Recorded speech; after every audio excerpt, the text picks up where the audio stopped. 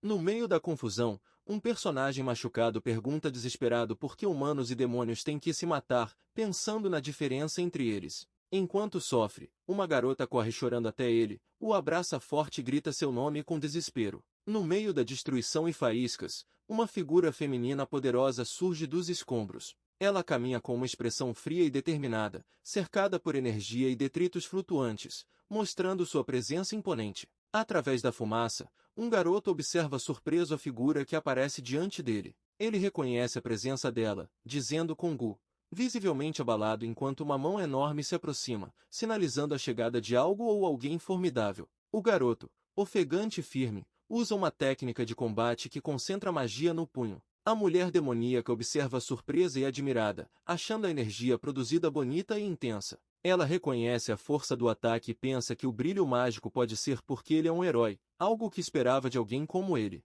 Durante a luta, o herói percebe que suas técnicas ultrapassam a diferença entre artes marciais e magia. Mesmo questionando se ainda faz sentido lutar, ele se lembra da missão de eliminar ameaças ao Império. O inimigo, revelando ser o Rei Demônio, declara sua posição diante do herói Asato Konomi, reforçando a inevitável razão da batalha. A mulher demoníaca lembra o herói da promessa de eliminar a separação entre humanos e demônios, questionando se eles podem realmente se entender no fim das contas. O herói responde confiante, acreditando que mesmo que leve tempo, a convivência entre os dois lados é possível e alcançável. Ele sugere propor a paz entre os reinos, acreditando que sua amiga, a princesa de Elshun, aceitaria a ideia já que ela sempre busca soluções pacíficas. Ele também menciona o santo que foi invocado um ano antes, alguém que confia e apoia ele desde então, fortalecendo sua esperança de reconciliação entre humanos e demônios. A discussão esquenta quando a mulher demoníaca acusa os humanos de invadirem seu território e questiona o motivo do conflito.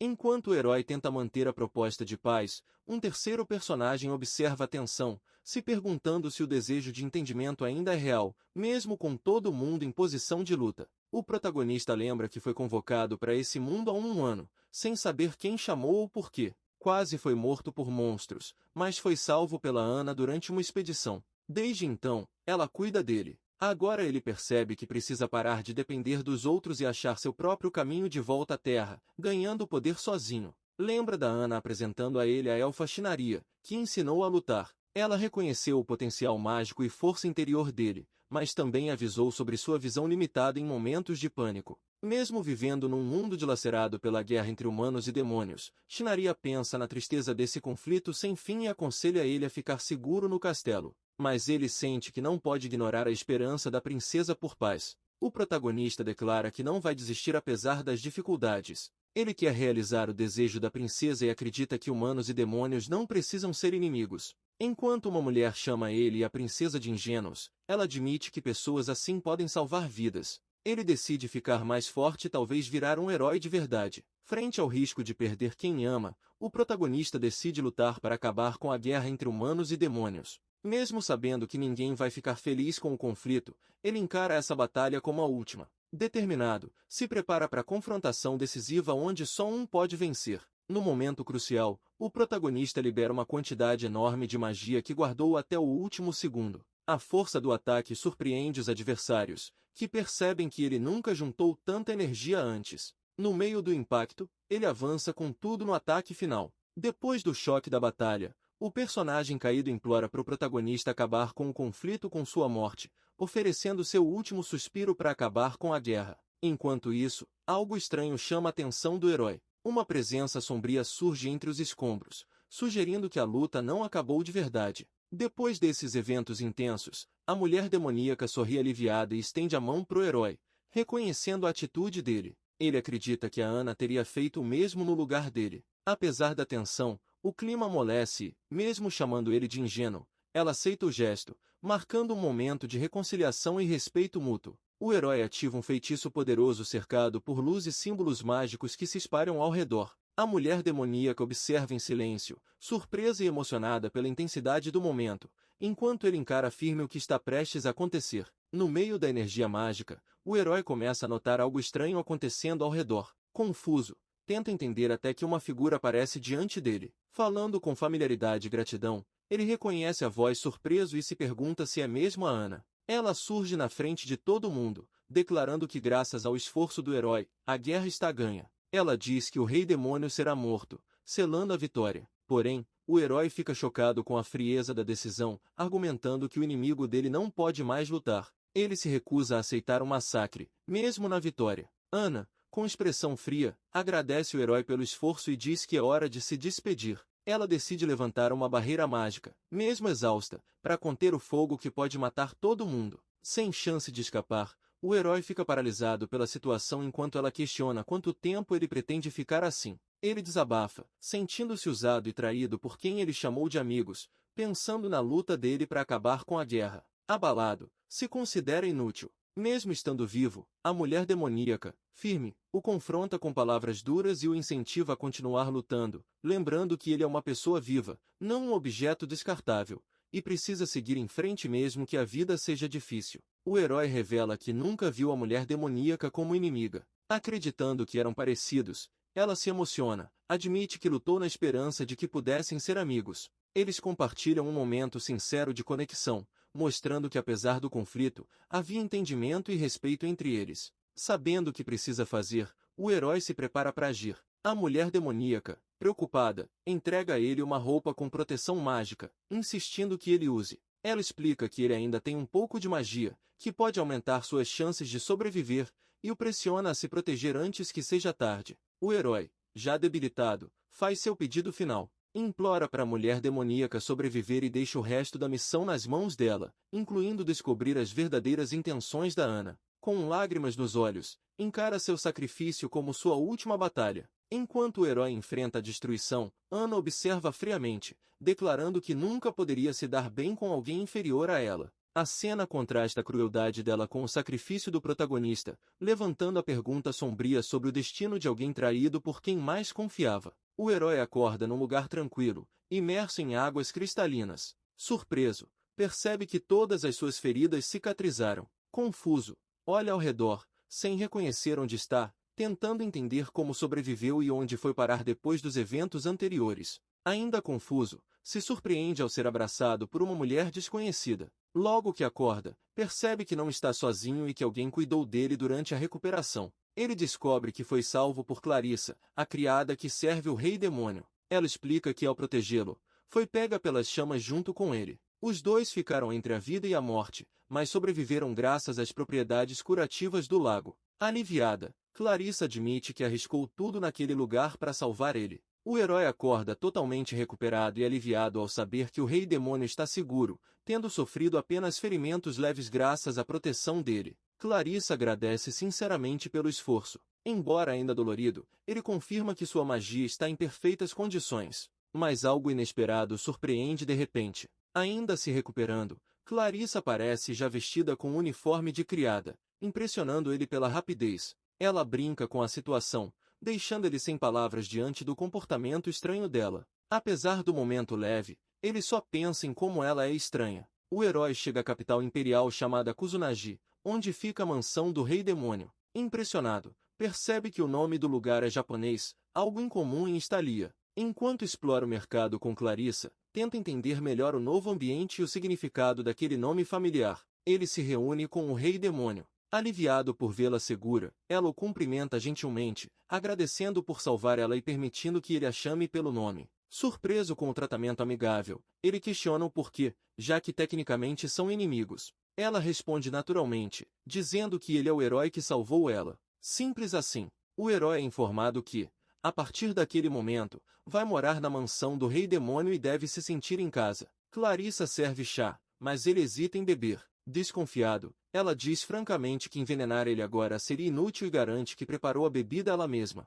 Mesmo assim, ele fica desconfortável com a situação. Durante a conversa calma, o herói revela que confia mais na Clarissa porque ela cuidou dele quando estava fraco. O rei demônio comenta, meio com ciúmes dessa confiança. Apesar do momento tranquilo, o herói muda o tom e questiona Leone sobre os verdadeiros objetivos dela e o que realmente aconteceu no passado, deixando claro que ainda busca respostas. Durante a conversa, o herói descobre que quando Anna lançou a barreira para separá-lo do rei demônio, Clarissa segurou os aliados do lado de fora. Leone esclarece que Shinaria e Trasti não o traíram. Na real, estavam tentando salvar ele. Porém, foram pegos pela princesa traidora e acabaram imobilizados e levados embora. O rei demônio explica que o reino espalhou notícias falsas da morte dela, dizendo que foi assassinada pelo herói num ato de sacrifício. Isso pausou a guerra e estabeleceu uma trégua. Enquanto o herói flutuava entre a vida e a morte por 2 semanas, ela rezava pelo retorno dele. Agora ela revela seu plano de transformar Estalia numa nação multicultural,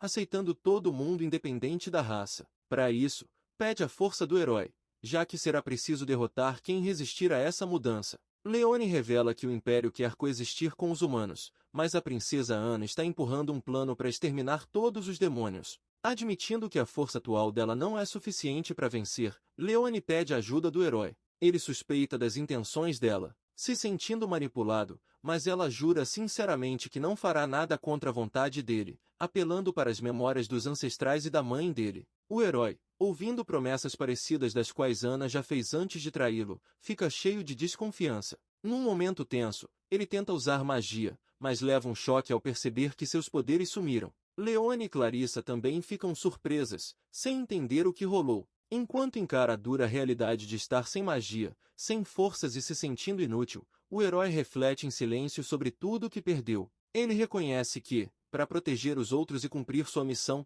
precisa de força. Mesmo com Leone dizendo que ele pode ficar sem lutar, ele sabe que isso não basta. Enquanto encara a noite, perdido nos pensamentos, alguém se aproxima devagar e chama ele. No começo da manhã, o herói é surpreendido por uma visita inesperada. Uma elfa aparece na porta, visivelmente tímida e vestida casualmente. Ela pede para entrar, deixando o herói curioso e confuso sobre o motivo da visita naquela hora e sob aquelas circunstâncias. A elfa revela que pode haver uma maneira de recuperar a magia dele. Pergunta se ele ainda quer lutar, e apesar do medo de ser enganado de novo, ele admite que quer essa chance, não por vingança, mas para nunca mais se sentir impotente. O herói deixa claro que não busca vingança. Mesmo depois da traição, lá no fundo ainda acredita que a Ana tinha um motivo para agir daquele jeito. Movido por esse sentimento, decide que precisa de poder não para se vingar, mas para seguir em frente e descobrir a verdade com seus próprios olhos. A elfa revela que existe um jeito de compartilhar magia entre duas pessoas,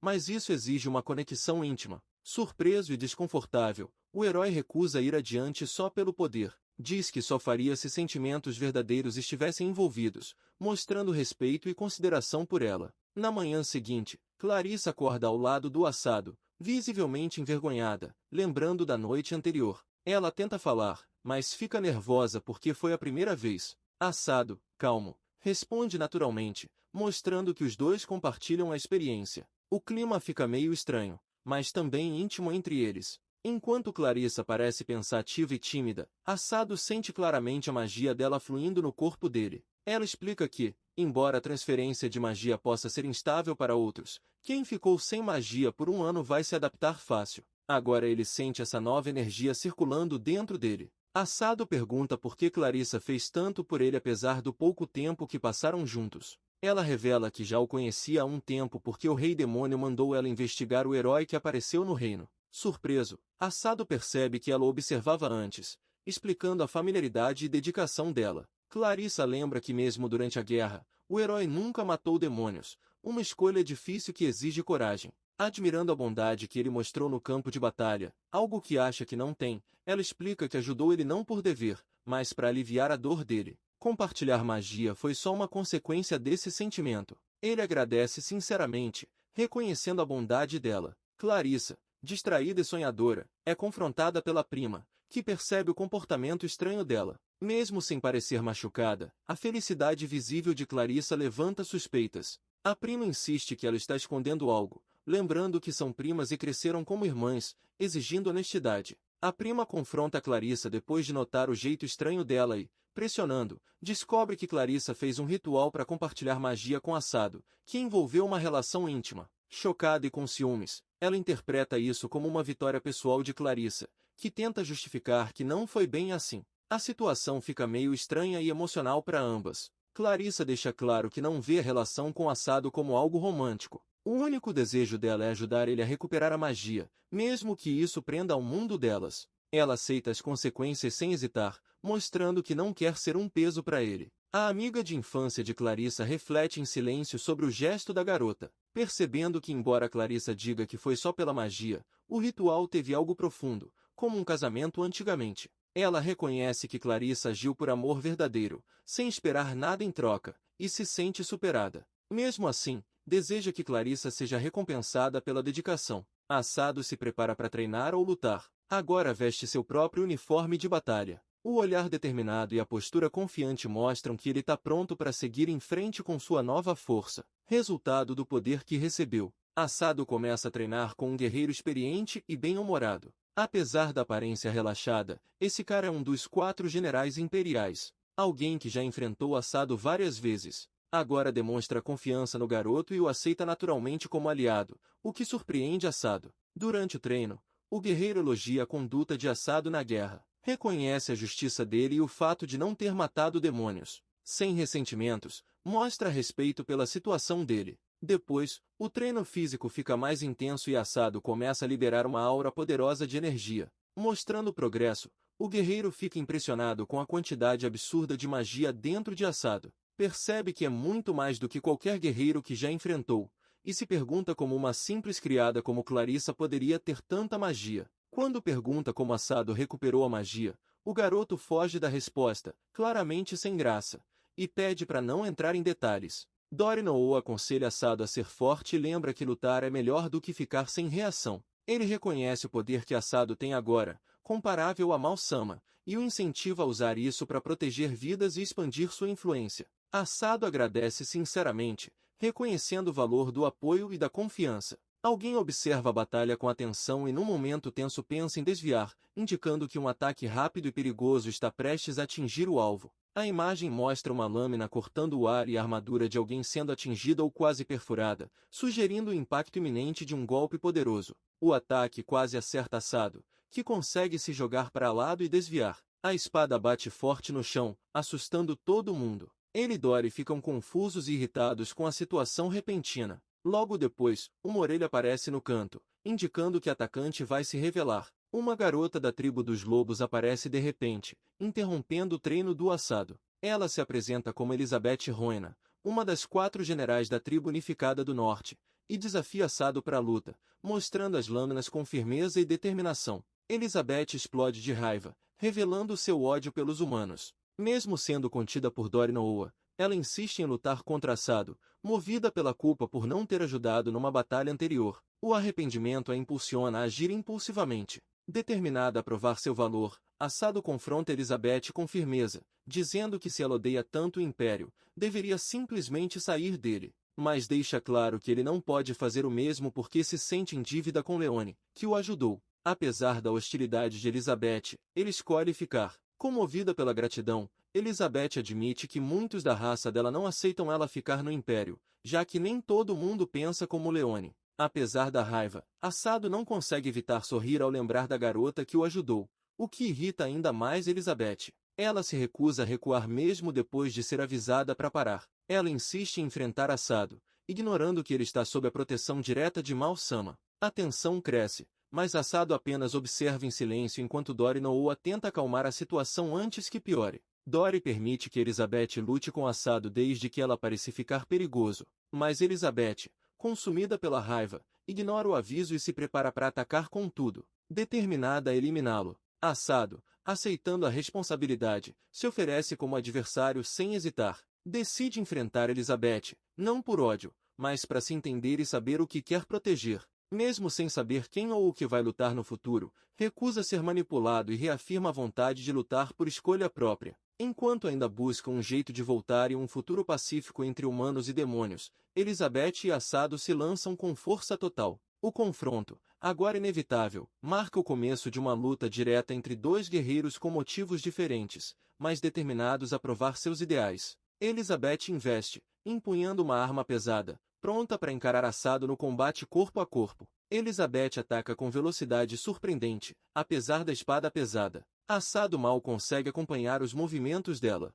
Surpreso com a força e agilidade dela, a luta se intensifica rápido. Durante o combate, Assado fica chocado ao perceber que Elizabeth luta com uma velocidade e força absurdas sem usar magia alguma. Ela o pressiona com ataques ferozes e ágeis, forçando ele a recuar enquanto tenta entender o quão poderosa ela realmente é. Elizabeth dá um soco forte direto, surpreendendo Assado, que havia jogado a espada fora. Mesmo sendo espadachim, ele é obrigado a lutar com os punhos, pressionado pela força bruta e determinação da garota, que não dá trégua. Elizabeth desferra uma sequência brutal de chutes e socos em Assado, derrubando ele no chão, incapaz de reagir. A força dela impressiona, e fica claro que o verdadeiro poder dos membros da tribo dos lobos não está nas armas, mas nos próprios corpos usados como armas letais. Assado explica que usa a espada por consideração, já que Elizabeth ainda está se recuperando. Ele revela que a magia que usa é simples, mas imbatível, aplicada diretamente no corpo para fortalecê-lo, fazendo a energia mágica fluir por dentro. Embora seja mais forte que aço e capaz de resistir explosões ou cortes poderosos, admite que o controle ainda é instável porque treinou só um ano. Assado reconhece que não conseguia acompanhar os movimentos de Elizabeth antes. Agora, graças à magia da Clarissa, que é mais poderosa e de melhor qualidade que a antiga magia dele, ele consegue encarar ela. Mas também percebe que Elizabeth já fortaleceu todo o corpo e aguçou os sentidos, deixando a luta ainda mais difícil. Durante a batalha, Assado ainda não sabe o quão forte realmente é, nunca tendo controlado tanta magia antes. Apesar da intensidade da luta, ele hesita em acertar Elizabeth diretamente. Ela percebe isso e provoca, perguntando se ele tem tanto medo de se machucar e lembrando que ele é um herói. Elizabeth pula com sua espada gigante e declara que não importa o quão forte o oponente seja, isso não vale porque ela não é humana. Enquanto desce com um golpe devastador, o chão racha sob o impacto, mostrando a força monstruosa dela. Ela olha para Assado com um olhar confiante e determinado. Konami concentra sua magia no punho e acerta Elizabeth com um soco carregado de eletricidade no estômago. O impacto foi brutal e instantâneo. Os olhos da Elizabeth se arregalam, surpresa com a força, claramente abalada. Ela se recupera do golpe e reconhece que Konami é realmente forte, digno de alguém que enfrentou o Rei Demônio. Ela admite que precisa lutar mais sério e diz que, no começo, planejava acabar logo a luta, deixando Konami sofrer por um tempo. Porém, enquanto se prepara para mudar a postura, sente algo estranho. Ela percebe a magia da Clarissa vindo dele, o que a deixa desconfiada. Elizabeth revela que vê Clarissa como um rival que precisa derrotar, o que surpreende Konami. Ele tenta desviar do assunto, mas ela insiste que, se Clarissa está envolvida com ele, então ela não vai perder. Enquanto isso, Clarissa observa e pensa nas palavras da Elizabeth, deduzindo que elas devem ter cruzado o caminho no campo de batalha antes, explicando essa rivalidade inesperada. Elizabeth começa a pressionar Konami com força total, desconfiada da origem da magia que ele usa. Convencida de que ele esconde algo, decide forçar a verdade. A intensidade do ataque dela quebra o chão ao redor e ela prepara um golpe destrutivo, concentrando energia mágica num único e brutal impacto. Enquanto Elizabeth lança o ataque com toda a força, Konami ativa sua magia, envolvendo o braço em eletricidade e interceptando o golpe. O contra-ataque dela quebra a espada, deixando Elizabeth surpresa e abalada pela diferença de poder que não esperava. A luta é interrompida depois da espada de Elizabeth ser destruída, e o árbitro declara o duelo encerrado. Apesar da derrota clara, Elizabeth se recusa a aceitar o resultado, insistindo que ainda poderia continuar lutando. Enquanto outros a encorajam a admitir a derrota, Elizabeth fica furiosa com o fim da luta, sentindo que perdeu por um golpe baixo. Konami admite que venceu destruindo a espada dela com um chute, considerando uma forma justa de encerrar a batalha. Mas sua provocação só aumenta a frustração de Elizabeth,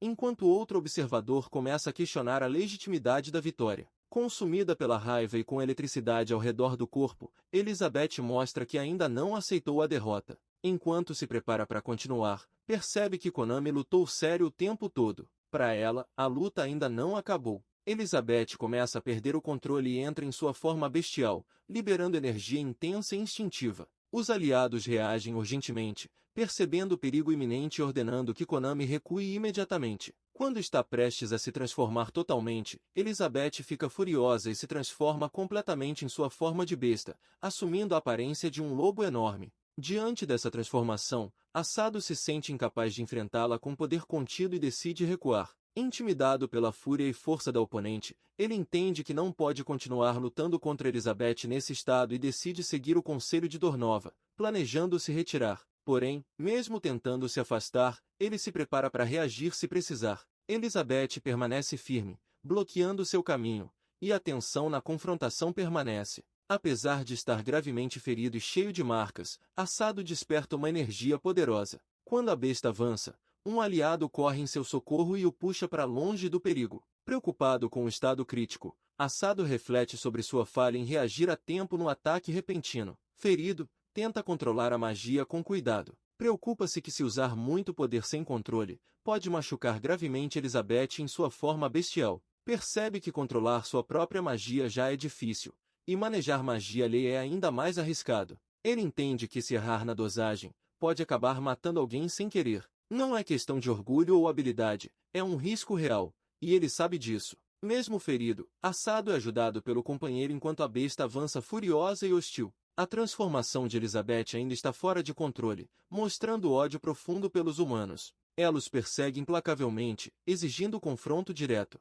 Apesar de estar enfraquecido, Asado tenta conversar com Elizabeth em sua forma de besta. Ele mostra cansaço e incerteza, mas sente alívio ao notar que ela ainda mantém alguma racionalidade. Isso sugere que ela pode ainda controlar a si mesma apesar da transformação. Mesmo ferido e exausto, Asado encara Elizabeth transformada. Ele reflete em como ela foi usada e descartada pelo reino, mostrando empatia e compreensão. Enquanto isso, Elizabeth começa a se acalmar, e todos observam atentos. Algo importante está prestes a acontecer entre eles. Ao ouvir algo que o atinge fundo, Asado muda completamente. Sua expressão fica sombria e o clima ao redor muda assustadoramente. Elizabeth e os outros percebem a mudança súbita e ficam em alerta, sem saber o que vai rolar. Uma garota corre desesperada chamando Asado, relembrando momentos em que ele a tratava como criança e a repreendia. Apesar dessas memórias, ela mostra carinho e preocupação, começando a chorar enquanto corre até ele. Quando a garota parece cercada de sombras e chamas, memórias dolorosas são despertadas em Asado.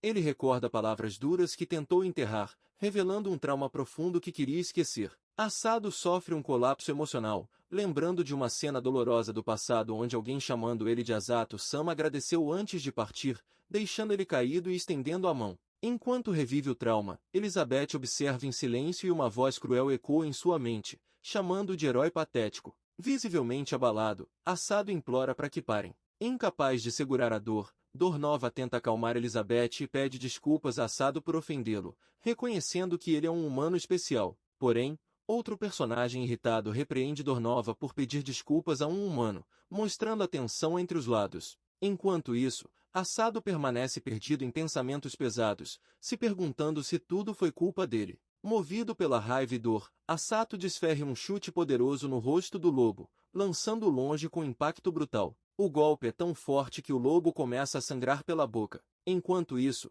um aliado observa, chocado, gritando o nome de Asado. Surpreso com a ação agressiva repentina, o lobo atordoado tenta entender o que acabou de acontecer. Ele percebe que foi lançado no ar por um chute de Asado, mais rápido e forte que qualquer golpe que já sentiu antes. Compara o impacto com quando sua espada foi destruída, mas nota que esse chute foi ainda mais poderoso. Asado caminha em direção a ele com um olhar feroz e decidido, deixando claro que não hesita mais. Asado acerta um soco direto e devastador no inimigo, lançando-o para trás com força. O impacto é tão forte que partes da armadura do adversário quebram e caem no chão. Mesmo depois do golpe brutal, o homem se levanta lentamente com um sorriso confiante, como se só estivesse começando a levar a luta a sério. O lobo percebe algo estranho e fica tenso. Percebendo que a situação está prestes a mudar drasticamente, observa o inimigo se envolver numa aura escura e flamejante, declarando com ódio que vai queimá-lo até a morte. Reconhecendo algo,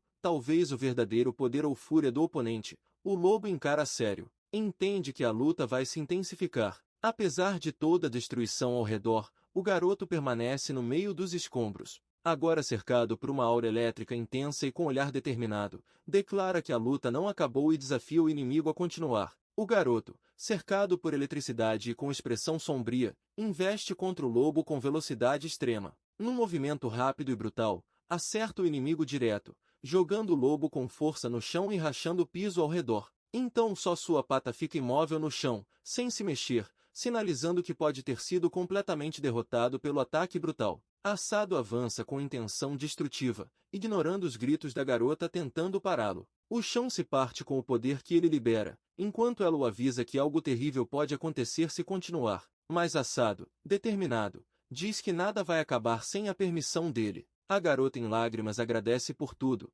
insinuando que pode estar se despedindo. Uma garota interrompe o ataque de Asado, segurando ele firmemente por trás. O corpo dela está ferido e coberto de energia, mas ela diz com firmeza que as coisas foram longe demais. Com um olhar calmo, declara que a luta acabou. Gravemente ferido e mal conseguindo ficar em pé, Asado aperta o punho como se tentasse se manter consciente. Com dificuldade, pede a Doriva que cuide de Elizabeth. Então seu corpo desaba no chão enquanto outros assistem em choque e desespero. Ainda ferido e exausto, Asado diz que vai deixar Elizabeth aos cuidados deles e que vão voltar depois. Admite que tentou controlar a situação desde o começo, mas não foi forte o suficiente para impedir a luta. Um homem, aliviado ao ver ele de volta ao normal, explica que o nível mágico deles é comparável ao dos reis demônios. Mesmo assim, lamenta não ter estado lá antes e aceita a responsabilidade de cuidar de Elizabeth. Elizabeth está desacordada nos braços de um personagem enquanto outros observam chocados e preocupados.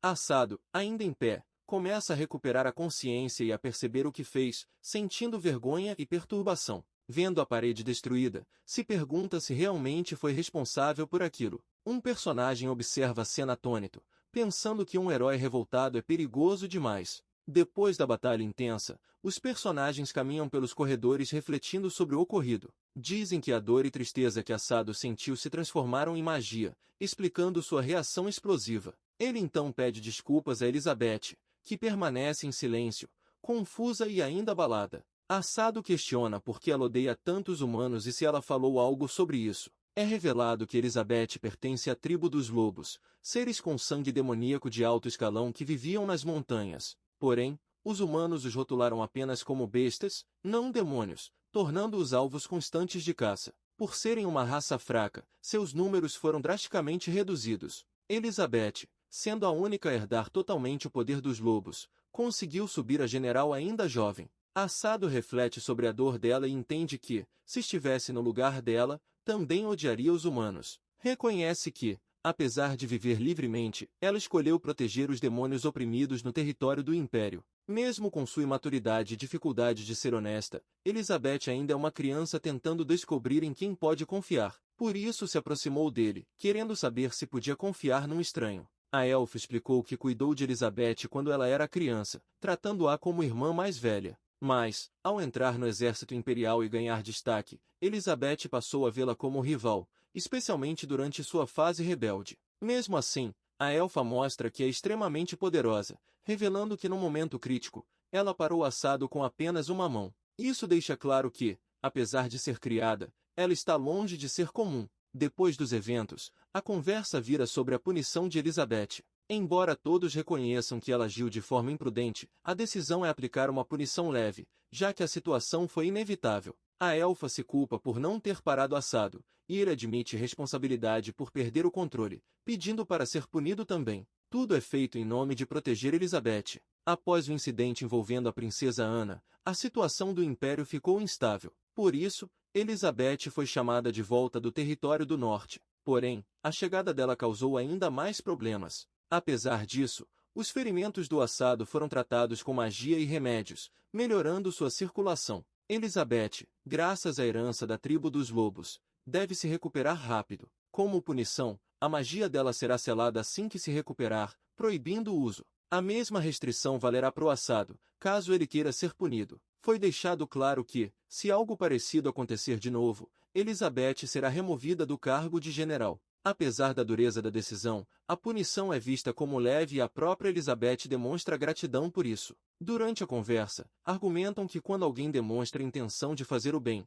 uma punição mais branda é justificada. O foco deve estar no que a pessoa fará no futuro, não só nos erros passados. Por isso, consideram mais benéfico que Elizabeth, mesmo odiando humanos, aceite Asado, pois isso ajudaria a diminuir o número de soldados insatisfeitos. Então, em vez de punições severas que só prejudicariam ainda mais os laços, a prioridade vira preservar a estabilidade dentro do Império. Depois de todos os conflitos, Asado passa 3 dias descansando e se recuperando. Durante esse tempo, ele reflete sobre tudo o que aconteceu. Lembra da transferência de magia bem-sucedida para Clarissa e fica genuinamente feliz por isso. Mesmo com a opção de não lutar, ele se lembra que precisa agir eticamente nesse novo mundo onde vive. Tentando se distrair, Assado percebe que nem consegue ler livros na língua local. Sentindo tédio e frustração, pensa em conversar com Clarissa no dia seguinte. Quando ouve alguém entrar, se pergunta quem é. De repente, Elizabeth aparece no quarto do Assado,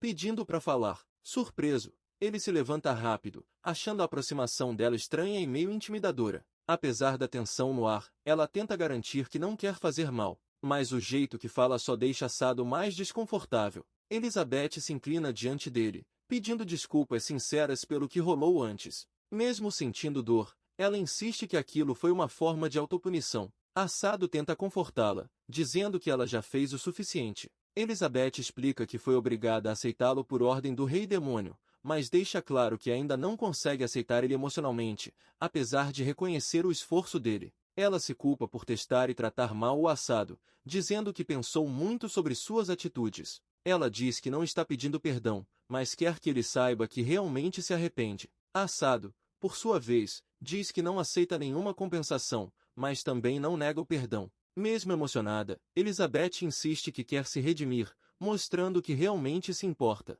Elizabeth admite que provocou Assado e foi arrogante por confiar demais na própria força. Reconhece que agiu assim para fugir de memórias dolorosas. Percebendo que nunca superou o passado e só estava fugindo da verdade, com a ajuda do Assado finalmente enfrenta esses sentimentos e revela que se sentiu usada e descartada. Com expressão sincera, Elizabeth finalmente baixa a guarda e estende a mão para Assado. Com um olhar emocionado, ela pede para ele cuidar dela daqui para frente. Eles apertam as mãos, marcando um novo começo. Assado responde com um sorriso calmo. Prazer, Elizabeth. Ele sorri aliviado, apertando a mão dela, e ela timidamente pergunta se ele já a perdoou também. Ele confirma sinceramente, dizendo que nunca a odiou. Elizabeth, emocionada, sorri de volta, aliviada em saber que ele sempre gostou dela desde o começo. Ainda envergonhada, Elizabeth pergunta por que ele não namora com ela. Notando que ele não entende o que isso significa, ela explica que, entre humanos, é tipo um pedido de casamento. Na real, ela admite que quer se casar com ele. Elizabeth surpreende Assado ao confessar que gosta dele pela força e bondade, e que ele é diferente dos outros humanos. Promete protegê-lo e fazê-lo feliz pelo resto da vida, agindo completamente ao contrário do comportamento anterior. Elizabeth pergunta se Assado está insatisfeito com ela, mas ele responde que só ficou surpreso com o pedido de casamento repentino. Ela explica que, na cultura dela, formar casal rápido é comum. Porém, Elizabeth revela que sentiu o cheiro da Clarissa nele e pergunta se rolou algo com ela, deixando Assado visivelmente desconfortável. Durante a noite, duas figuras encapuzadas caminham apressadas. Uma pergunta se a outra ainda consegue andar, e, ao receber um sim, insiste que continuem rápido, aproveitando a escuridão como cobertura. O destino é a capital imperial e o plano é entrar sorrateiramente enquanto todos dormem. Enquanto discutem assuntos importantes, um personagem relata ter visto pessoas do reino de Elnon. Como essa informação vem diretamente do pessoal do Império, todos acreditam que é confiável. A situação parece exigir atenção urgente, mas ainda há hesitação e preocupação entre os presentes. Eles falam dos chamados aventureiros, pessoas ligadas a uma guilda que faz missões. Porém, nos últimos anos, esses aventureiros deixaram de ser neutros e começaram a participar de conflitos entre países, inclusive promovendo massacres de demônios. Por isso, o personagem com chifres diz que chamar eles de aventureiros já não é correto. Discutem como os aventureiros são pagos secretamente pelo reino de Elnon para pintar os demônios como inimigos que devem ser eliminados. Isso explicaria por que os aventureiros estão invadindo territórios do Império. Acreditam que é uma tentativa de encontrar algo para usar contra o grupo, já que perderam sua maior vantagem, Anami Assado. Também comentam que isso pode estar por trás do suposto acordo de trégua, embora na prática pareça uma tentativa de ridicularizar o Império. Eles falam da situação política e militar. Um personagem admite que não sabe como enfrentar o Império sem usar toda a sua força. O grupo acredita que o reino de Elnon está usando aventureiros para testar o poder do Império e ver se vale a pena a guerra. O objetivo principal do reino parece ser dominar o Sul. Como o que o Império faz não afeta diretamente o reino, alguns não querem mais guerra. O medo é que, se a guerra continuar, outros países vizinhos possam aproveitar e atacar regiões já danificadas, piorando tudo. O reino de Elshan está dividido em 3 facções com objetivos diferentes. A facção do rei quer unificar totalmente o sul, numa postura expansionista e militarista. A facção da princesa do ar, Tia, busca paz, adotando uma postura mais diplomática. A terceira facção, ainda sem nome na cena, quer erradicar totalmente os demônios, mostrando posição radical e hostil contra outras raças. Essas divisões políticas indicam que o reino está internamente fragmentado, com cada grupo seguindo seus próprios interesses. Ana aparece sentada num trono com postura confiante e expressão séria,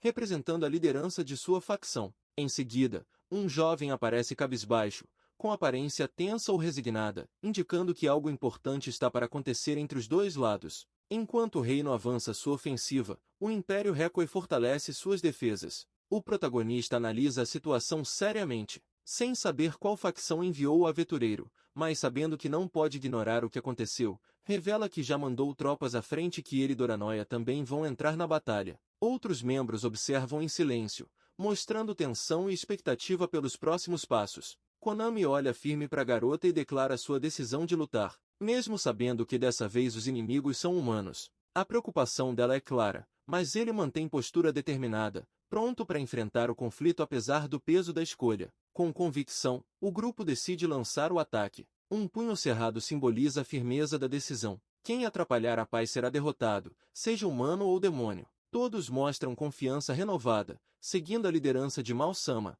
prontos para encarar o que vier. O grupo se reúne com determinação renovada, cada um assumindo sua posição. À frente, um novo desafio e um eremita. O próximo obstáculo a enfrentar. Konami se prepara mentalmente para a iminente confrontação. Consciente que essa batalha será decisiva, Konami questiona se é adequado que a Rainha Demônio vá para a linha de frente, mas ela responde que precisa manter sua presença viva para intimidar os inimigos. Confiante, lembra que também tem um herói do lado deles. Quando perguntado se Konami aprendeu a controlar sua magia, ele diz que consegue, desde que não ultrapasse seus limites. Ela o elogia, reconhecendo seu talento natural. Elizabeth tenta animar e diz que quer mostrar seu lado forte para Zato, mas é rapidamente repreendida e lembrada que deve proteger a base. Apesar do constrangimento, insiste em ir, mas os outros apontam que ela ainda está se recuperando e não está apta para lutar. A situação gera um leve constrangimento, que termina com um pedido de desculpas e clima mais leve entre o grupo. Ana, sentada no trono,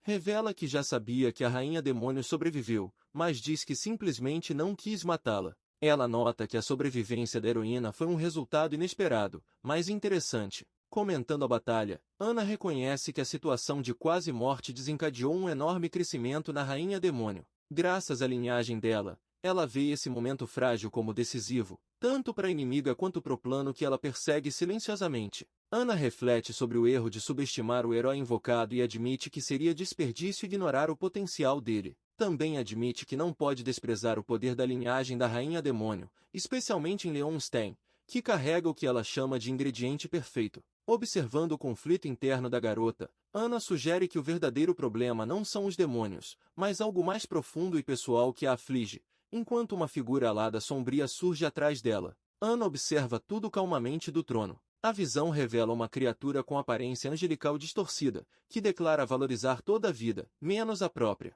O grupo chega a Milazar, uma cidade perto da fronteira entre o Império e o Reino de Elno. Konami, ainda abalado, sente os efeitos colaterais da primeira transferência de magia. Preocupados, os outros comentam que o uso de magia pode causar essas reações. Apesar do desconforto, ele diz que se sente melhor, enquanto a garota menciona que também achou a viagem cansativa e preferiria ter vindo a cavalo. O grupo chega a uma vila remota habitada por elfos da floresta. Um personagem reflete sobre a tensão crescente, preocupado com seu mestre que foi detido. Ela teme que, por ser elfa e aliada dos demônios, ele também possa virar alvo da facção da Ana. Apesar da preocupação, mantém a esperança de que ele está seguro. O grupo se prepara para o próximo passo. Um cavalo de aparência peculiar, aparentemente consciente, decide acompanhar os soldados. Enquanto isso, outra figura assume o comando temporário, e a Rainha Demônio alerta Konami sobre inimigos na linha de frente. Ela observa que, embora haja soldados comuns,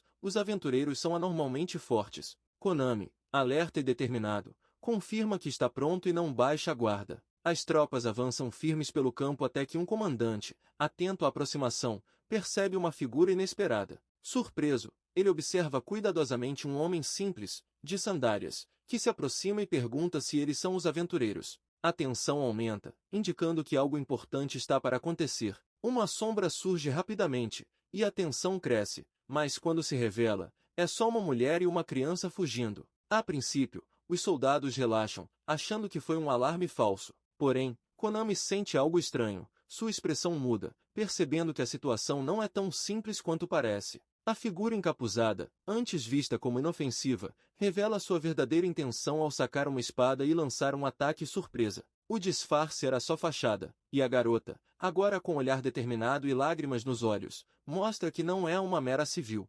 Notando o ataque inesperado, Konami reage rápido, dando um chute forte para proteger seus aliados. A situação escala para uma batalha intensa, com golpes rápidos e perigos soltos. Após conter a ameaça momentaneamente, ele corre para checar uma das vítimas, demonstrando preocupação e foco em proteger o grupo. Konami e os outros percebem que as duas figuras são híbridos, provavelmente meio humanos meio demônios, cobertos de feridas. Concluem que fugiram porque não suportavam a discriminação e sofrimento causados pelo preconceito na sociedade humana. Diante disso, entendem que muitos acabam buscando refúgio no território do Império. Enquanto observam os híbridos sendo recebidos pelos soldados demoníacos, um dos líderes expressa revolta com o tratamento cruel que humanos dão aos híbridos. Ele destaca que, apesar dos demônios poderem ser hostis, não discriminam humanos ou híbridos. Já os humanos os tratam como gado só por terem sangue demoníaco. A indignação dele revela um lado mais empático dos demônios diante das injustiças sofridas pelos outros.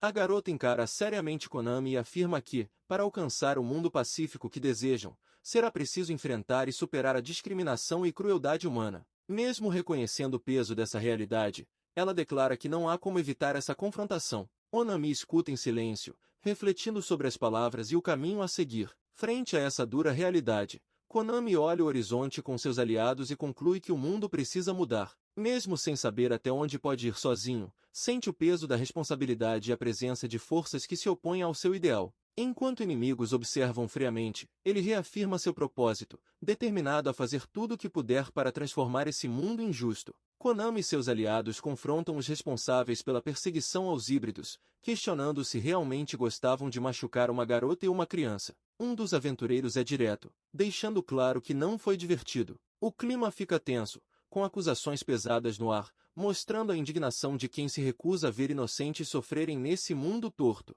Um aventureiro revela sua visão fria e preconceituosa, dizendo que não sente culpa por caçar híbridos porque eles descendem de demônios. Suas palavras provocam tensão imediata e revolta entre os que o enfrentam. A garota demoníaca o encara com desprezo enquanto outro membro do grupo avança, pronto para responder firme à declaração. Konami é questionado por um aventureiro sobre por que um humano estaria do lado dos demônios. Ele responde firme: é natural ajudar quem sofre diante dos seus olhos, independente da raça. Sua resposta direta e sincera expõe a diferença de valores entre os dois. O aventureiro admite entender o argumento, mas deixa claro que não compartilha totalmente dessa visão. Ele despreza demônios, arrogantemente dizendo que eles não são humanos. Suas palavras irritam Konami, que visivelmente se incomoda ao ouvir esses pensamentos novamente. Ele lembra da queda de Leone Stein, o rei demônio morto e odiado por muitos, e se pergunta por que todos continuam tratando demônios como seres inferiores, ignorando sua dor e humanidade. Movido por raiva e frustração, Konami começa a emitir uma poderosa energia elétrica. Seus passos são firmes e o rosto mostra que ultrapassou seu limite de tolerância. A garota ao lado observa preocupada, chamando seu nome, mas ele segue em frente, determinado e carregado de poder, pronto para agir. Konami caminha sério, passos firmes, dizendo estar calmo, mas sem esconder a irritação. Seus companheiros seguem com alguma preocupação enquanto a garota explica, num tom levemente irônico, que ele está calmo, mas irritado. A tensão permanece, mas o grupo se mantém unido. O aventureiro tenta justificar suas ações, dizendo que queria evitar mortes, mas que ver Konami do lado dos demônios só pode ser visto como traição à humanidade. Com olhar decidido e sorriso sarcástico, Konami responde que esse discurso só facilita as coisas agora que pode lutar sem culpa. Ele avança sem hesitar contra os inimigos, desafiando-os com confiança. Porém, uma oponente rapidamente contra-ataca, lembrando que ele não enfrenta só um adversário. Usando magia, ela ergue um enorme muro de pedra para barrar seu avanço. A luta se intensifica e Konami percebe que será mais difícil do que imaginava. Com punhos envolvidos em eletricidade, Konami canaliza toda a sua energia e desfere um golpe poderoso contra o muro de pedra. Com força e determinação, Ele grita enquanto quebra a barreira, abrindo o caminho com pura força bruta. O impacto é devastador, mostrando que ele não vai recuar diante de nenhum obstáculo. Depois de destruir o muro, Konami procura ansioso pelo inimigo. Entre os escombros, ouve a voz do homem que o provocou antes, agora ajoelhado calmamente no chão. Com olhar firme, pronto para a luta, Onami o encara, ciente de que a verdadeira batalha está prestes a começar. O inimigo se levanta calmamente e revela suas garras, dizendo que não pretende lutar corpo a corpo. Com movimentos sutis e precisos, ele se prepara para um método diferente, enquanto gotas caem no chão, indicando que algo perigoso está para acontecer. Seu foco é claro, manter distância e atacar estrategicamente. O inimigo invoca magia negra, transformando o chão num mar escuro. De lá, braços esqueléticos começam a surgir, seguidos por espíritos mortos que se levantam com energia maldita. Onami e seus aliados observam tensos, percebendo que agora enfrentam não só um inimigo poderoso, mas um exército dos mortos trazido do submundo. O inimigo se apresenta como o mensageiro da morte, capaz de manipular almas decadentes e transformá-las em soldados temporários. Enquanto Konami e o grupo observam atentos, ele declara que enquanto viver, o número de mortos no seu exército só vai aumentar. Confiante, desafia o grupo, certo de que não podem vencê-lo pela força bruta. A batalha agora é contra um exército de espíritos mortos alimentados pela presença dele. O grupo de Assad está cercado por um exército de mortos-vivos criados a partir de soldados demoníacos que fugiram do campo de batalha no passado. O inimigo avisa que, embora mortos, esses guerreiros têm força superior à dos humanos comuns. A ameaça aumenta, colocando o grupo em desvantagem numérica e cercados por uma força implacável. Diante da profanação das almas de antigos guerreiros, a garota se enche de fúria. Mesmo reconhecendo o poder impressionante do inimigo, acha imperdoável usar os mortos como marionetes. Tomada pela raiva, ela jura fazer os que desonraram os ancestrais pagarem com a própria vida, declarando que tal pecado merece 1000 mortes. O grupo principal avança com raiva, mas mantém o foco. Enfrentam um inimigo necromante que começa a invocar um exército de mortos-vivos. Em resposta, o protagonista decide agir com força, eliminando obstáculos com ataques poderosos. Apesar do crescimento do exército do inimigo, o grupo mantém a estratégia. O cavaleiro enfrenta o espadachim. A garota demoníaca enfrenta o mago enquanto o protagonista avança direto contra o necromante. A batalha se intensifica conforme o vilão aumenta seu exército de mortos-vivos com almas de soldados caídos, obrigando os heróis a lutar com tudo para impedir que ele continue controlando os mortos. O cavaleiro percebe o risco que os mortos-vivos representam se chegarem à cidade e rapidamente assume a liderança. Espada em punho, ele ordena aos soldados que eliminem todos os inimigos antes que avancem. A ordem é clara, ninguém pode escapar. Enquanto os guerreiros se preparam, os esqueletos continuam avançando, aumentando a tensão do confronto iminente. O embate direto entre o espadachim loiro e o guerreiro inimigo começa intenso. Ambos colidem com força, mas logo fica claro que o oponente tem vantagem física. Apesar da resistência do espadachim, ele é pressionado para trás, sentindo a pressão crescer enquanto tenta segurar os ataques com sua espada. Conforme a luta se intensifica, o mago inimigo tenta atacar o grupo pelas costas. Porém, a mulher com aparência demoníaca rapidamente intercepta o ataque, confrontando o oponente com confiança e provocando um duelo mágico direto entre os dois. O necromante tenta reagir e chamar reforços, mas é surpreendido pela velocidade do garoto, que avança agressivamente. Sem dar espaço para fuga ou distração, ele força o inimigo a enfrentá-lo diretamente, assumindo o controle da luta. O necromante usa um truque para escapar temporariamente, trocando de lugar com um morto-vivo. Enquanto o garoto tenta entender o que aconteceu, o inimigo aproveita a distração para preparar um ataque direto. Ainda assim, revela que lutar à distância é sua fraqueza, deixando claro que o combate corpo a corpo o deixa em desvantagem. O necromante tenta impedir o avanço do inimigo, ordenando que seus mortos-vivos ataquem e bloqueiem o caminho. Porém, o garoto avança sem hesitar, destruindo facilmente os esqueletos. Ele nota que os corpos invocados estão ficando mais frágeis e simples, indicando que o inimigo está ficando sem energia ou foco. Embora perceba que os mortos-vivos têm alma, o garoto observa que eles não têm consciência e agem como marionetes. Sentindo o peso de ter que lutar contra eles, ele se desculpa silenciosamente antes de lançar um ataque devastador, eliminando os inimigos à sua frente sem hesitar.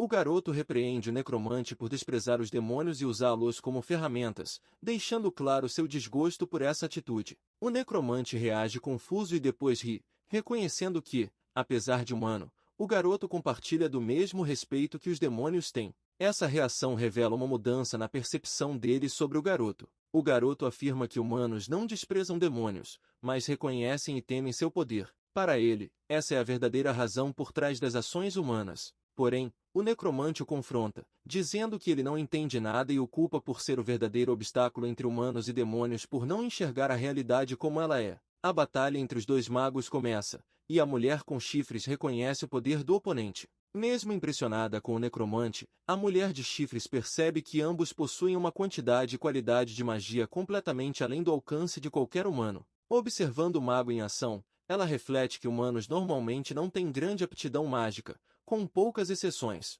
Começa a suspeitar que essas pessoas talvez tenham sido invocadas, já que seria difícil explicar tanto poder só por talento ou treino. A mulher de chifres comenta que os soldados da garota estão ocupados lutando contra os mortos-vivos e não vão ajudá-la. Com um tom provocativo, ela diz que parece que a garota é quem está encrencada. Confiante, a maga responde que se ela voltar pro lado do necromante, vai ficar bem. Ela afirma que eles são especiais, mostrando confiança e surpreendendo o inimigo com sua segurança. A maga declara com confiança que uma rainha demônio fraca não é páreo para ela. Enquanto isso, a mulher de chifres observa surpresa a quantidade de magia liberada. Percebendo que a maga tem poder comparável ao do Azato, a pressão mágica é tão intensa que a barreira começa a ceder, e ela sente que não vai aguentar muito mais. Depois de liberar a magia, a área fica tomada por fumaça e destruição. A maga reconhece que, apesar da força mostrada, a mulher de cabelos claros é de fato uma rainha demônio fraca. Ela admite que ainda não governa tão bem quanto sua antecessora e reconhece que há muitos demônios mais poderosos que ela. Mesmo assim, mostra personalidade despreocupada, dizendo que só acorda porque a criada levanta de manhã. Apesar de reconhecer suas falhas e limitações, a mulher de cabelos longos abraça firmemente sua posição. Afirma que, apesar de tudo, ela ainda é a rainha demônio. Sua expressão é séria e a aura ao redor mostra poder. Ela entende a responsabilidade do cargo e declara que recebeu uma posição importante. Deixa claro que, mesmo considerada fraca, seu título tem peso e significado. Enquanto a rainha demônio avança com passos firmes, a maga loira se sente pressionada pela intensidade do confronto. Assustada, tenta manter distância, avisando para não se aproximarem. Mesmo em meio à tensão, ela observa o duelo mágico com confusão. Sem entender completamente a força liberada naquela batalha entre magos, a rainha demônio salta com precisão e fúria, mirando diretamente na oponente. Seu olhar firme mostra que não pretende recuar. A outra maga, percebendo o perigo iminente, tenta recuar rápido, mas não consegue esconder a frustração por estar sendo tão pressionada. A maga não permite que a rainha demônio escape e lança um ataque poderoso. Determinada a acabar com tudo ali mesmo, ela concentra sua energia e prepara uma explosão mágica devastadora, jurando reduzir a rainha a cinzas dessa vez. A rainha avança sem hesitar, desafiando a inimiga a liberar sua magia. Com olhar firme, pergunta se a maga está realmente disposta a soltar aquela explosão tão perto. A tensão aumenta e a inimiga vacila, sentindo o peso da decisão e o risco de ser atingida pela própria magia. A rainha aproveita a hesitação e desferra um golpe direto e poderoso no abdômen da inimiga. A oponente é pega de surpresa e sente um impacto forte, incapaz de reagir a tempo. O ataque mostra claramente quem controla a luta naquele momento. A maga cai de joelhos, visivelmente exausta e derrotada. A rainha, confiante e imponente, repreende a oponente por se afastar dos aliados no campo de batalha. Ela aponta que foi imprudente enfrentar sozinha tanto o exército dos mortos quanto a própria rainha demônio. Com um sorriso confiante, afirma sua posição como a mais forte com o rosto mais bonito. Durante a noite, um jovem guerreiro luta sozinho contra uma horda de mortos-vivos. Desferre golpes poderosos, destruindo os esqueletos ao redor, enquanto nocauteia outro inimigo com um soco mágico. Reclama com raiva de como essas criaturas são irritantes, mas continua lutando com determinação. O garoto segue incansável enfrentando a horda. Percebe que o necromante muda de estratégia, tentando sobrecarregá-lo com números. Mesmo assim, confia plenamente na força física, velocidade inumana restaurado pelo clérigo. Com isso, acredita que não terá dificuldade para eliminar os soldados mortos-vivos. Apesar da força, o herói começa a notar sinais de cansaço. Percebe que, se os inimigos continuarem atacando um ponto específico, pode ficar perigoso. O necromante observa de longe e comenta que os movimentos do herói estão mais lentos, provocando-o e perguntando onde foi parar toda a confiança anterior. O necromante zomba do herói, dizendo que ele já morreu naquele dia no castelo do Senhor Demônio. Afirma que a força hercúlea que o herói usa é uma magia secreta élfica, rara entre humanos. Apesar disso, o herói reafirma seu ideal, busca paz entre humanos e demônios, mesmo que seja visto como traidor por isso. O necromante o chama de tolo, dizendo que um herói que apoia o inimigo já está praticamente morto. O herói expressa frustração com a ignorância dos humanos sobre os demônios. Enquanto isso, uma mulher critica duramente a ideia de paz entre humanos e demônios, chamando-a de bobagem. Ela menciona que a princesa mais velha agora apoia a extinção dos demônios, e até a irmã mais nova, considerada ingênua, deseja a paz. Frustrado, o herói conclui que o problema real é que humanos simplesmente não entendem os demônios. O herói reflete sobre suas experiências com demônios, lembrando que já conheceu vários tipos, alguns que ajudaram humanos e outros que os atacaram. Mesmo assim, acredita que todos têm alguém que querem proteger, assim como os humanos.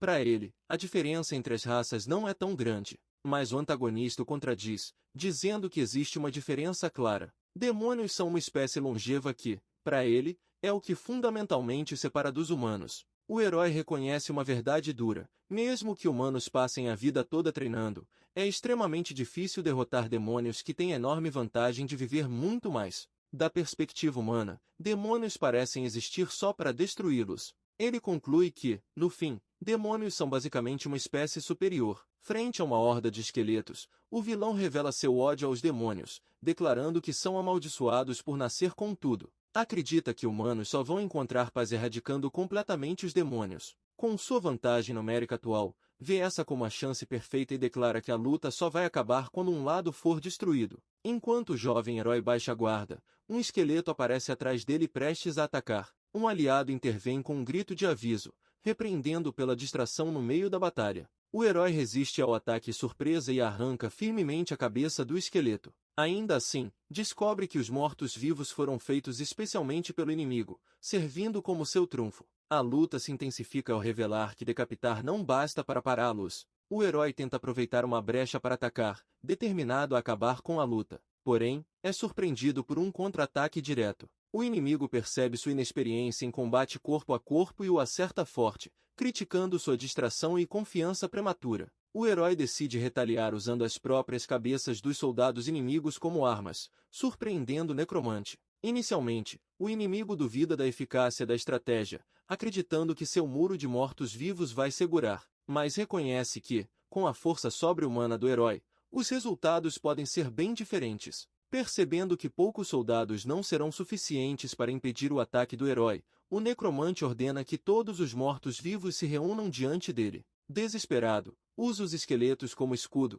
tentando se proteger do assalto iminente. O herói aproveita a distração do inimigo e o surpreende com um ataque direto. O necromante, pego de surpresa, percebe tarde demais que caiu numa armadilha. Enquanto o herói avança decidido, o inimigo fica confuso e duvidoso. Questionando suas próprias ações, o herói acerta um golpe direto no rosto do necromante, lançando-o ao ar. Observando o inimigo voar, reforça sua convicção: nunca vai permitir que alguém como aquele homem continue usando demônios como ferramentas. O necromante é violentamente jogado no chão, cambaleando após o golpe. Apesar dos ferimentos, tenta se levantar enquanto encara seu adversário que se aproxima. Lutando, começa a falar, determinado a justificar suas ações apesar da derrota iminente. Cercado pelos restos dos mortos-vivos, o garoto repreende duramente o inimigo por tratar vidas como ferramentas descartáveis. O necromante, rindo amargamente, tenta se justificar dizendo que ainda é só uma criança,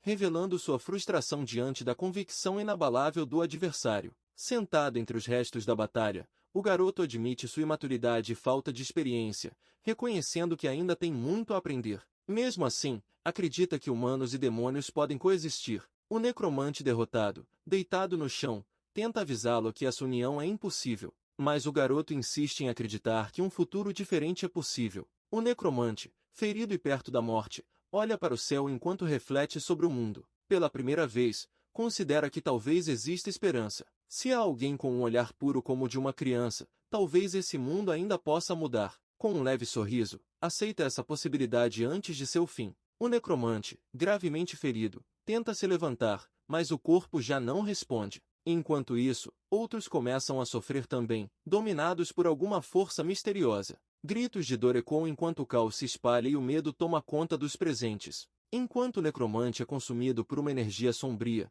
percebe que foi enganado desde o começo por uma mulher que o usou como peão no plano dela. Sem chance de escapar, entende que foi só mais uma peça descartável para os verdadeiros vilões por trás da situação. O corpo do necromante é esmagado impiedosamente enquanto uma energia negra começa a se espalhar. No meio da destruição, algo grotesco começa a tomar forma. Uma criatura poderosa e deformada surge das sombras, revelando que a morte do necromante foi só o começo de algo ainda mais perigoso. O grupo olha para o céu e percebe uma figura imponente surgindo diante da lua cheia. A atmosfera muda com a aparição daquela silhueta de asas abertas, e a tensão aumenta. O choque se espalha entre eles. Algo anormal e poderoso está prestes a descer. Uma criatura imponente aparece diante da lua, com corpo musculoso e asas negras irradiando poder e ameaça. Seu olhar feroz silencia tudo ao redor enquanto sua mera presença pesa no ar. A dúvida toma conta do grupo. Isso não é só um inimigo, é algo além da compreensão.